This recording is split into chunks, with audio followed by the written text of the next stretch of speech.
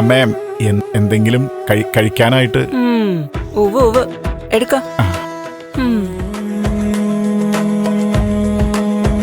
ഈ ഗിരിയുടെ ഒരു കാര്യം അമ്മയ്ക്ക് മനസ്സിലായി കാണും. മനസ്സിലായിക്കോട്ടെ. അതേ, ഞാനൊരു അച്ഛനാവാൻ പോകുന്ന ആളാ.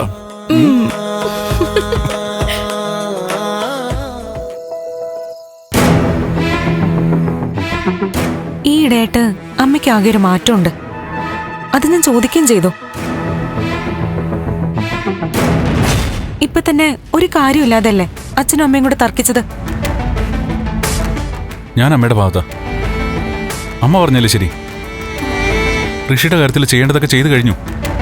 ഇനി അതിനെ അങ്ങ് വിടുക. ചുമ്മാ ഇനി അതിന്റെ പുറകെ ഓരോ അന്വേഷണങ്ങളായിട്ട് നടന്ന ആർക്കായാലും ദേഷ്യം വരും. എന്തിനാ നന്ദു ദേഷ്യം വരുന്നേ? അച്ഛൻ പൊതുപ്രവർത്തകനല്ലേ, പല കാര്യത്തിലും ഇടപെടും. പല കാര്യങ്ങളിലും ഇടപെടട്ടെ, എന്നാ എല്ലാ കാര്യങ്ങളും ഒരുപോലെ കാണണ്ടല്ലോ. എന്നുവെച്ചാ അരുന്ധതി മേഡം അമ്മയുടെ ഏറ്റവും വലിയ ശത്രുവാ. ഋഷിയോ അതെ. അതൊക്കെ കുടുംബത്തിൽ എല്ലാവർക്കും അറിയുകയും ചെയ്യാം. എന്നിട്ടും ഋഷിയുടെ കാര്യത്തിൽ കൂടെ നിൽക്കാന്ന് വെച്ചാൽ അത് ഓവറാ.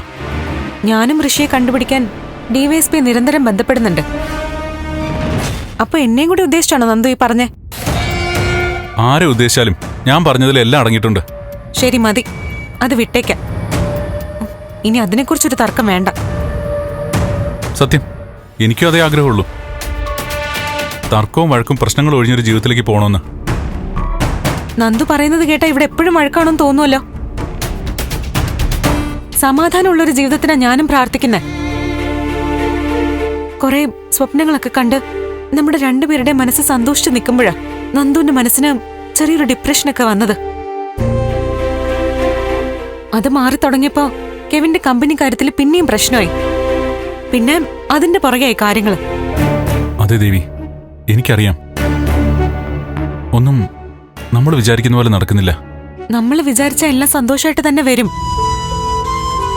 നമ്മൾ വിചാരിക്കുന്നില്ല. ഞാൻ പലപ്പോഴും പറഞ്ഞിട്ടില്ലേ നന്ദു, നമുക്ക് 2 ദിവസത്തേക്ക് എവിടെങ്കിലും പോവാം.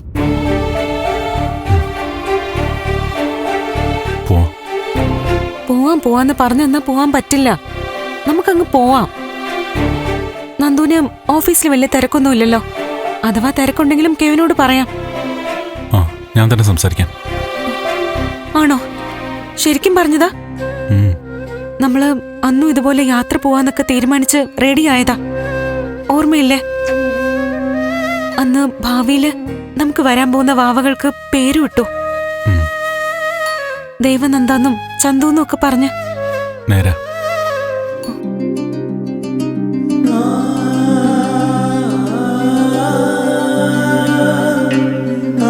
പരിചയക്കാര് കാണുമ്പോ ആദ്യം ചോദിക്കുന്ന എന്താന്നറിയോ? വിശേഷമായില്ലേന്ന്. ഞാൻ പറഞ്ഞു ആവുമ്പോ അറിയിക്കാന്ന്. എന്താ നാട്ടുകാർ ചോദിക്കുന്നതിൽ വിഷമായ? പിന്നില്ലാതെ.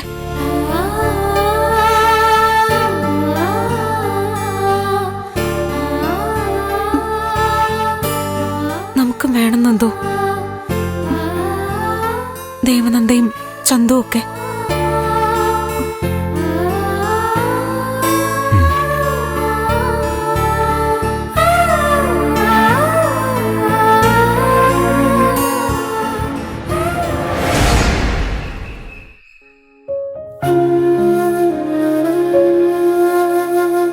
അച്ഛാ, അമ്മ വിളിക്കുന്നുണ്ട്.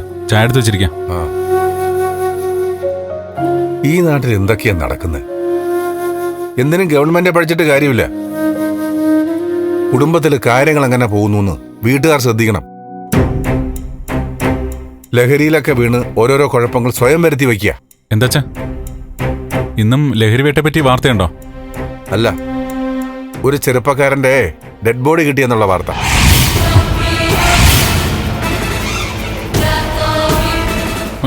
എന്താച്ചാ? തച്ചോട്ട് കാവിനടുത്ത് ഒരു ഒഴിഞ്ഞ പറമ്പിൽ കുഴിച്ചിട്ടിരിക്കുകയാണെന്ന്. കാട് പിടിച്ച സ്ഥലം വൃത്തിയാക്കി വീട് വയ്ക്കാൻ ബേസ്മെന്റിന് തറ മാന്തിയപ്പോ 25 വയസ്സ് തോന്നിക്കുന്ന ഒരു ചെറുപ്പക്കാരന്റെ മൃതദേഹം കണ്ടത്രേ. അധികം പഴക്കമില്ലാത്ത നിലയിലാ ബോഡിയുള്ളത്. നേരത്തെ ചാനലിലും കാണിച്ചിരുന്നു. മറ്റേ കൂട്ടുകളിൽ വല്ലതും പോയി ചാടിയതായിരിക്കും. എന്തായാലും ആളെ തിരിച്ചറിഞ്ഞിട്ടില്ല.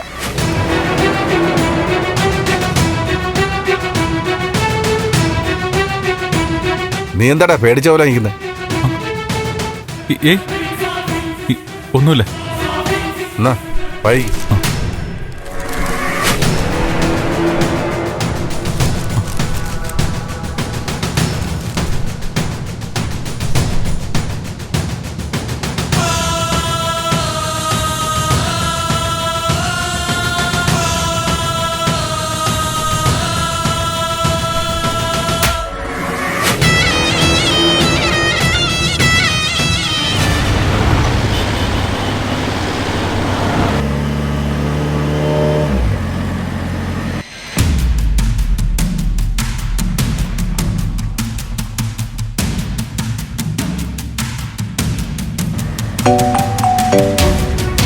ആ നന്ദ, എടാ നീ എവിടെ ഇവനെ? ഞാനൊരു യാത്രയിലാ. എയർപോർട്ട് എത്താറായി. ഓ, അപ്പൊ സംഭവം അറിഞ്ഞ് നീ നാട് വിടുവല്ലേ? എന്ത് സംഭവം? ഞാനൊരു ക്ലയന്റിനെ പിക്ക് ചെയ്യാൻ വേണ്ടി വന്നതാ. എടാ അപ്പൊ നീ ഒന്നും അറിഞ്ഞില്ലേ? എടാ തച്ചോട്ട് അവനടുത്ത് ഒരു ബോഡി കുഴിച്ചിട്ട നിലയിൽ കണ്ടെത്തിയെന്ന്. നമ്മുടെ ഋഷിയുടെ ആയിരിക്കോ? ഒന്ന് നിർത്തറ. ഞാൻ ആ വാർത്ത കാണുക മാത്രമല്ല, ആ സ്ഥലത്ത് പോവുകയും ചെയ്തു. അത് ഋഷിയുടെ ബോഡിയൊന്നും അല്ല. ഓ, ഉറപ്പാണോ? പിന്നല്ലാതെ. നമ്മൾ ബോഡി മറവ് ചെയ്തതിന്റെ ഏകദേശം അടുത്ത് തന്നെയാ. ഞാനും ആദ്യം പേടിച്ചു. പക്ഷെ ഇത് തൊട്ടടുത്തുള്ള പറമ്പില്ല. ഈശ്വര, ഇപ്പോഴൊരു സമാധാനമായത്. എടാ, ഇങ്ങനെ പേടിക്കാതെ. ആവശ്യമില്ലാത്ത പേടി കുഴപ്പത്തെ കൊണ്ടുപോയി ചാടിക്കും.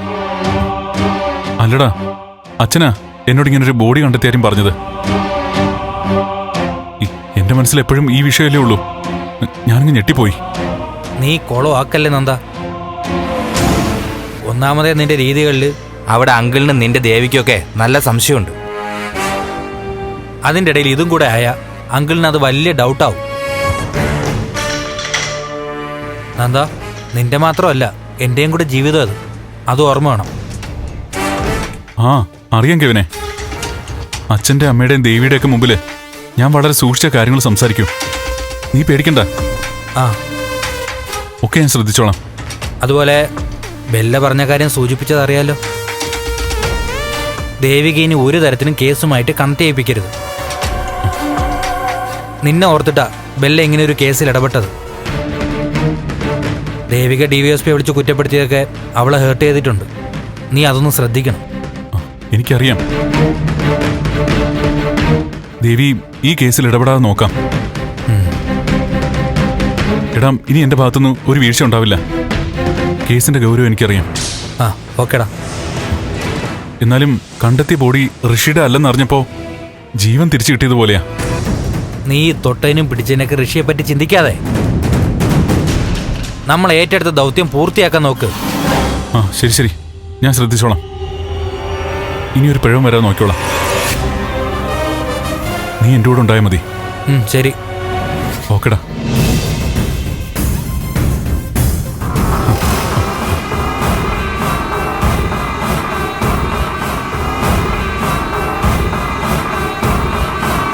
അപ്പൊ അതാണല്ലേ കാര്യം? അല്ല, അത് വേണ്ട, ഒന്നും പറയണ്ട. ഞാൻ കരുതിയില്ലായിരുന്നു എന്നെ മറിച്ച് ഇങ്ങനെയൊക്കെ ചെയ്യുമെന്ന്. ഈശ്വര, ഞാനിതെങ്ങനെ സഹിക്കും? ഒരിക്കലും പ്രതീക്ഷിച്ചില്ല, ഒട്ടും പ്രതീക്ഷിച്ചില്ല. ദേവി, ഞാൻ വേണ്ട, കള്ളം പറയണ്ട. ഞാൻ എല്ലാം കേട്ടു. ദേവി, ഞാനത് കേട്ടത് ഞാൻ പറയണോ? നന്ദു പറഞ്ഞ എന്താന്ന് എന്നോട് പറഞ്ഞാൽ എന്താ? ദേവി, താനെന്താ കേട്ടെന്നൊന്ന് പറ. ഞാനെല്ലാം കേട്ടു. എന്ത്? അവൾ ആരാ? ഏതോ ഒരു പെണ്ണിനോടല്ലേ നന്ദു സംസാരിച്ചോണ്ടിരുന്നേ? ഞാൻ വന്നതറിഞ്ഞപ്പോ പെട്ടെന്നങ്ങ് നിർത്തി. അല്ല, അത് ഞാൻ വേണ്ട, ഒഴിഞ്ഞു മാറണ്ട. സകല ഭർത്താക്കന്മാരും ഇങ്ങനെ തന്നെയാ. ഭാര്യമാര് കുളിക്കാൻ കയറുമ്പോ, മുറ്റം അടിക്കാൻ ഇറങ്ങുമ്പോ, അടുക്കള കയറുമ്പോഴൊക്കെയാ രഹസ്യങ്ങൾ പറയുന്നത്. ഏതവളവള് പറഞ്ഞോ? ആദ്യം മുതലേ കേൾക്കേണ്ടതായിരുന്നു. ദേവി, അങ്ങനൊന്നുമില്ല. പണ്ടത്തെ ഏതോ കാമുകി തിരിച്ചെത്തിയല്ലേ? നീ എന്തൊക്കെയാ പറയുന്നേ? കെവിനാ വിളിച്ചത്, നോക്കിയേ. നീ അല്ലാതെ എന്റെ ജീവിതത്തിൽ ഒരു പെണ്ണില്ല, ഇനി ഉണ്ടാവുകയില്ല, സത്യം.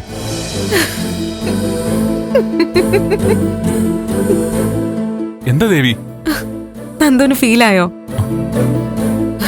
ഞാനൊരു തമാശ പറഞ്ഞല്ലേ.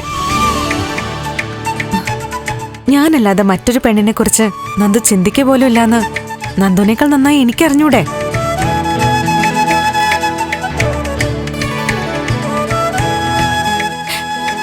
അത് ബോധ്യപ്പെടുത്താനേ നന്ദു സത്യം ചെയ്യൊന്നും വേണ്ട.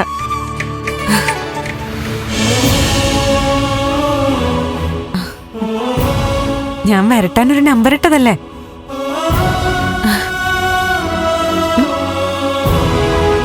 എന്നെ പേടിപ്പിച്ചു കളഞ്ഞല്ലോ ദേവി. അപ്പൊ പേടിയുണ്ടല്ലേ?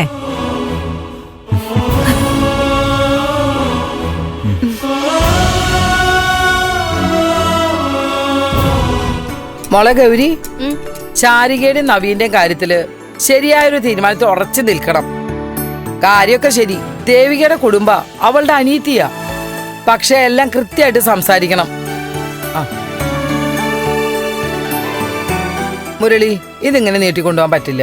ഞാൻ തുറന്നു പറയാം, ശാരികയുടെ ചില വർത്താനങ്ങൾ കേൾക്കുമ്പോ വല്ലാതെ ദേഷ്യം വരും. പിള്ളേരല്ലേ അമ്മേ, അതും ഇപ്പോഴത്തെ പിള്ളേര്. അവരെ മനസ്സിലുള്ളത് വെട്ടി തുറന്നങ്ങ് പറയും. വെട്ടി തുറന്ന് പറയുന്നതിൽ കുഴപ്പമില്ല, പക്ഷെ ആരോടാ പറയണമെന്ന് ചിന്തിച്ച് വേണം പറയാൻ. നമ്മൾ ചെറുക്കൻ വീട്ടുകാരാ. ചെറുക്കൻ വീട്ടുകാർക്കേ കല്യാണക്കാര്യത്തിന് എപ്പോഴും ഒരു മേൽക്കൈയുണ്ട്. അമ്മേ പതുക്കെ, വല്ല വനിതാ വിമോചനക്കാരും കേൾക്കണ്ട. ഏത് വിമോചനക്കാരായാലും ശരി, പറയാനുള്ളത് ഞാൻ പറയും. ആൺ വീട്ടുകാരോട് പെണ്ണും പെൺവീട്ടുകാരും ഭവ്യതയും കുറച്ച് മര്യാദയും തന്നേ സംസാരിക്കാവൂ. ഗൗരി, ശാരികയോട് അപേക്ഷിക്കാനൊന്നും നിൽക്കണ്ട, തുറന്നു പറയണം. നവീൻ ഈ മാസം വരും, ഈ മാർച്ചിൽ തന്നെ കല്യാണം നടത്തണോന്ന്. ഞാൻ പറയാമേ, അമ്മ പറഞ്ഞത് നേരാ. ഇനിയും നീട്ടിക്കൊണ്ടുപോയാൽ പറ്റില്ല. കാര്യം കൃത്യമായിട്ട് സംസാരിക്കാൻ പറയാം. ദേവികയുടെ നേരെ വിപരീത ശാരിക. ദേവികയ്ക്ക് എന്തൊരു ഗുരുത്താ, എന്തൊരു വിനയാ. ആ ഗുരുത്വവും വിനയൊക്കെ ശാരികയ്ക്കും ഉണ്ട്. പക്ഷേ ദേവിക മറ്റുള്ളവരെ വിഷമിപ്പിക്കണ്ടെന്ന് കരുതി ചില കാര്യങ്ങൾ സമ്മതിച്ചു തരും. ശാരിക ആരെയും സുഖിപ്പിക്കാൻ നിൽക്കില്ല, പറയേണ്ടതങ്ങ് പറയും. ശാരിക മാത്രമല്ല, ഇപ്പോഴത്തെ പെൺകുട്ടികൾ ഭൂരിപക്ഷം അങ്ങനെ തന്നെ അമ്മേ. അവർക്ക് ഈ വിവാഹമേ അത്ര അത്യാവശ്യമൊന്നുമല്ല, പിന്നല്ലേ ചെറുക്കൻ വീട്ടുകാർ. ഓ പിന്നെ പുതിയ തലമുറയ്ക്ക് എന്താ കൊമ്പുണ്ടോ? അവരെന്താ കല്യാണം കഴിക്കാണ്ട് ജീവിക്കാന്നാ? അവർക്ക് സന്തോഷമായിട്ട് ജീവിച്ചാൽ മതി അമ്മേ. ഓരോ ദിവസവും പത്രത്തിൽ വരുന്ന വാർത്തയൊക്കെ കാണുന്നില്ലേ? 200 പവനും കാറും വീടും ഒക്കെ കിട്ടിയാലും ആർത്തി തീരാതെ കിടക്കല്ലേ അമ്മ പറഞ്ഞ ചില ഈ ആൺവീട്ടുകാർ. അപ്പോ പല പെൺകുട്ടികളും നല്ല ബോൾഡായിട്ട് ചിന്തിക്കും, വെട്ടി തുറന്ന് പറയും. ഡിമാൻഡുകൾ വെച്ചാലേ പോയി പണി നോക്കാൻ പറയും. ഇതൊക്കെ വല്ലാത്ത മാറ്റങ്ങളാണല്ലോ. ആ, കല്യാണം കഴിഞ്ഞ പയ്യന്റെ വീട്ടിൽ താമസിക്കുന്നതിനേക്കാൾ ഭാര്യ വീട്ടിൽ കുറച്ചു ദിവസം താമസിക്കുന്നതാണ് നല്ലതെന്നാ ഇപ്പോഴത്തെ ഒരു ട്രെൻഡ്. അതുപോലെ ഈ കെട്ടിച്ചയക്കാന്നുള്ള പ്രയോഗം തന്നെ മാറ്റിവെക്കണമെന്നാ പൊതു അഭിപ്രായം. കെട്ടിച്ചയക്കുക, കെട്ടിച്ചു വിടുക, പറഞ്ഞയക്കുക, അങ്ങനെയുള്ള പറച്ചിലൊന്നും പാടില്ല. കല്യാണം എന്ന് പറഞ്ഞ പെണ്ണിനും ചെറുക്കനും ഒരുപോലെ അത്യാവശ്യമാണെങ്കിൽ മാത്രം മതി എന്നാ പറയുന്നത്. ഗൗരി, മുരളി പറയണതൊക്കെ സത്യമാണോ? അതെ അമ്മ. എന്തായാലും ശാരിക നമ്മുടെ കുട്ടിയല്ലേ, ഇത്തിരി വാചകമൊക്കെ നല്ലതാ. എല്ലാം തുറന്നു പറയുന്നവര് ശുദ്ധരായിരിക്കും എന്നല്ലേ പറയുന്നത്. എന്നാ ഒരു കാര്യം ചെയ്യേ, നിങ്ങൾ പോകുമ്പോ ദേവികയും കൂടെ വിളിച്ചോണ്ട് പോ. ഏയ് അതൊന്നും വേണ്ട. ഞങ്ങൾ രണ്ടുപേരും കൂടെ ചെന്ന് അവിടെ ദേവികയുടെ അച്ഛനോടും അമ്മയോടും സംസാരിക്കണമെന്നാ ദേവിക പറയുന്നത്. ശരി, എന്നാ താമസിക്കണ്ട, പെട്ടെന്ന് റെഡിയായിട്ട് ഇറങ്ങിക്കോ. എന്തായാലും നവീൻ തിരിച്ചു പോകുന്നതിന് മുമ്പ് കല്യാണം നടത്തണം, അതിനൊരു മാറ്റം പാടില്ല. അമ്മ പേടിക്കണ്ട, എല്ലാം ഉറപ്പിച്ചിട്ടേ വരൂ. ആ ശരി, വേറെ റെഡിയായിട്ട് പോവാൻ നോക്ക്. ഗൗരി, നീ പോയി റെഡിയായിക്കോ. ചില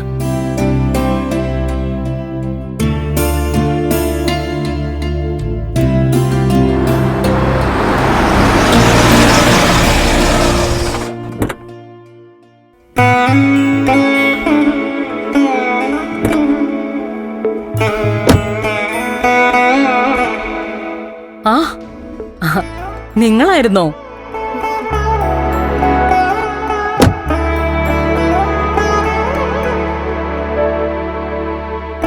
ആഹാ. ഞാനിന്ന് രാവിലെ ഓർത്തതേ ഉള്ളൂ നിങ്ങളിന്ന് വരുമെന്ന്. കൃത്യമായിട്ടും വന്നു. അല്ല, അതെന്താ അങ്ങനെ ഓർക്കാൻ വല്ല കാരണമുണ്ടോ? അങ്ങനെയൊന്നുമില്ല. മക്കള് വരുമെന്ന് അമ്മമാർക്കൊരു തോന്നല് വരുമല്ലോ. ഓ, അങ്ങനെ. അല്ല, ഗിരീഷിന്റെ ബുള്ളറ്റ് എവിടെ? ബുള്ളറ്റ് തൽക്കാലം ഒതുക്കി വെച്ചു. ആ? ഇനി ഇവളുടെ ഭാരം താങ്ങാനുള്ള കരുത്ത് അതിനില്ല. ആ അത് നേരാ. എക്സർസൈസ് ചെയ്ത് തടി കുറയ്ക്കണമെന്ന് പറഞ്ഞാൽ കേൾക്കണ്ടേ?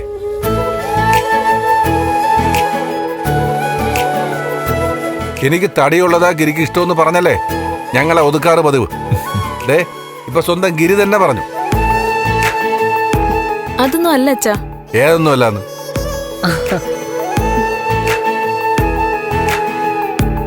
അല്ല ഇതാരുടെ കാറാ? എൻ്റെ ഒരു ഫ്രണ്ടിന്റെയാ, സഹദേവ മാഷിന്റെ. ആ അല്ല, ബുള്ളറ്റിന് എന്തു പറ്റി? ബുള്ളറ്റിലല്ലാതെ ഗിരീഷിനെ കണ്ടിട്ടില്ലല്ലോ. ബുള്ളറ്റിനൊന്നും പറ്റിയിട്ടൊന്നുമില്ല, അത് സുഖമായിട്ട് വീട്ടിലുണ്ട്. ഓ, ബുള്ളറ്റിന് പോയി വരുന്നതൊക്കെ ഇനി ഇച്ചിരി ബുദ്ധിമുട്ടാ.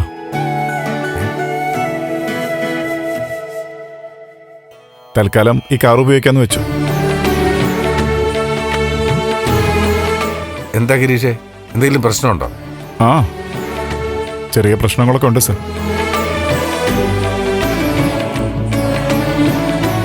അല്ല, നന്ദനും ദേവികയല്ലേ അകത്ത്? ആ ഉണ്ട്. എല്ലാവരോടും കൂടെ ആയിട്ട് പറയാം. വാ, അകത്തേക്ക് വാ. പറയാത്തെന്താ? ദേവിക, നന്ദനെ വിളിച്ചോണ്ട് വാ. ദേ ഗിരീഷും രജനി വന്നിട്ടുണ്ട്. ദാ ഇപ്പൊ വരാമേ.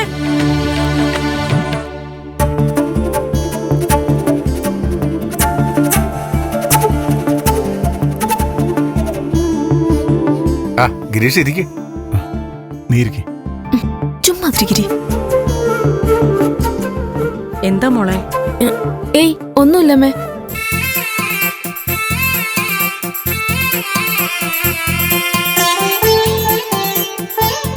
എന്തോ ഒരു സസ്പെൻസ് ഉണ്ടല്ലോ.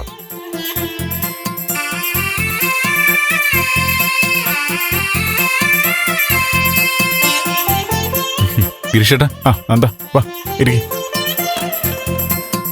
രജനി ചേച്ചി എന്തു പറയുന്നു? ഒന്നുമില്ല ദേവികെ. നിനക്കിന്ന് പ്രോഗ്രാം ഒന്നുമില്ലേ?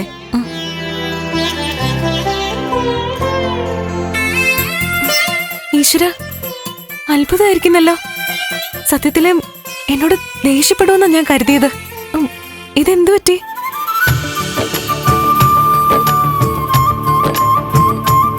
സാധാരണഗതിയില് എന്തു പറയുന്നു രജനി ചേച്ചി എന്ന് ചോദിച്ചാലേ മറുപടി മലയാളം, സംസ്കൃതമൊന്നും ഞാൻ പഠിച്ചിട്ടില്ല എന്നൊക്കെ ആയിരിക്കുമല്ലോ. അത് നേരാ. രചനയ്ക്ക് കാര്യമായ മാറ്റമുണ്ടല്ലോ.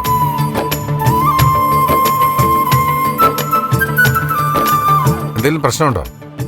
ഏയ്, മാറാത്ത ഏതു പെണ്ണും ഒരിക്കൽ മാറുമല്ലോ സർ. എന്തായാലും നന്ദനും ദേവികയെ എത്തിയല്ലോ. ഇനി പറഞ്ഞോ, എന്താ കാര്യം? എന്താമേ, എന്താ സംഭവം? അല്ലടാ, ഇവര് വന്നത് കാറിലാ. അതിൽ തന്നെ ഒരു പ്രത്യേകതയുണ്ടല്ലോ.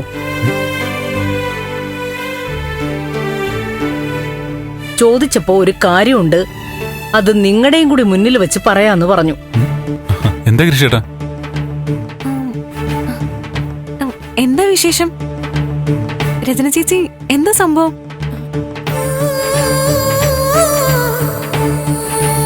ആരെങ്കിലും ഒന്ന് പറ.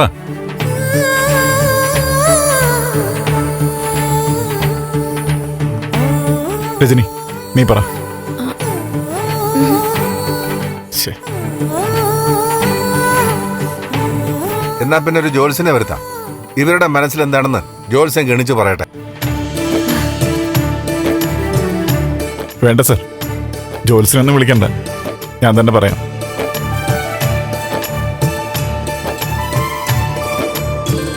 പക്ഷേ അതെങ്ങനെ പറയണമെന്നാണ് ഞാൻ ആലോചിക്കുന്നത്. ഈ പരമ്പരാഗത രീതി വിട്ട് പുതിയ രീതിയിൽ അവതരിപ്പിക്കാൻ നോക്കിയിട്ട് പറ്റുന്നില്ല. ഗിരീഷേട്ടന് സ്ഥലം മാറ്റം വല്ലതും കിട്ടിയോ? ആ യെസ്,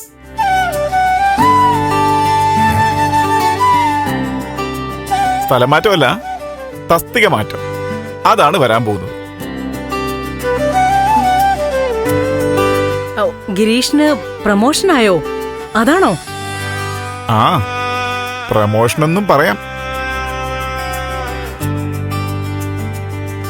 പക്ഷേ എനിക്ക് മാത്രമല്ല, നമുക്കെല്ലാവർക്കും.